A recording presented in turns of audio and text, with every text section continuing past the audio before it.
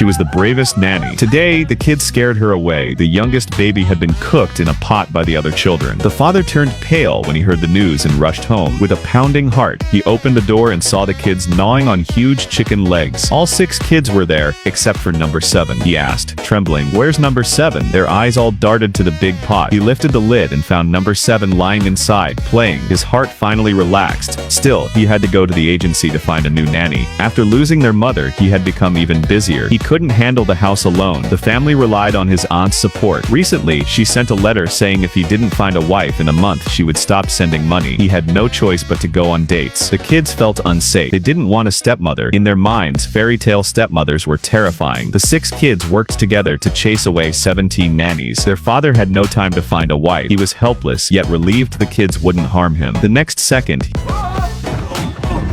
he stayed calm and didn't get angry. He even joked to the little maid who ran to help. "Don't worry, I was about to go to the agency for a new nanny anyway." The agencies, however, acted like he was a nightmare. They slammed the doors, claiming they were closed. No one dared send him a nanny. Frustrated, he couldn't hold back his anger. Without help, his dates were cancelled. Without his aunt, how could he care for 7 kids? He decided to punish them by canceling dinner. Those little rascals weren't about to obey. The cook was lying on the table, resting because she didn't need to cook. A toy car zoomed across the floor. She grabbed a rolling pin and smashed it. She didn't notice a child behind her holding a frying pan, who knocked her out. When she woke up, she was tied to a chopping board. The kitchen was in chaos. 6 kids were cooking. They treated the kitchen like a playground. The little maid screamed and ran to report it. The father rushed over. Halfway there, he heard a knock at the door. Thunder and lightning made it even scarier. The maid ran away in fear. The father forced himself to open the door. A hideously ugly woman stood there. She introduced herself as McPhee. She said she was a government nanny, not from any agency. The father didn't care. As long as someone could watch the kids, he was grateful. He invited McPhee in. Hearing the kids screaming, McPhee jumped into action. She asked the father to go read the newspaper while she dealt with the mischievous children. She entered the kitchen calmly. She introduced herself, but the kids ignored her and kept causing chaos. She didn't lose her composure. She ordered them to clean the kitchen and go to bed. The kids laughed, rebellious, and ready to play all night. McPhee calmly pulled something from her black robe. She was ready to tame the kids.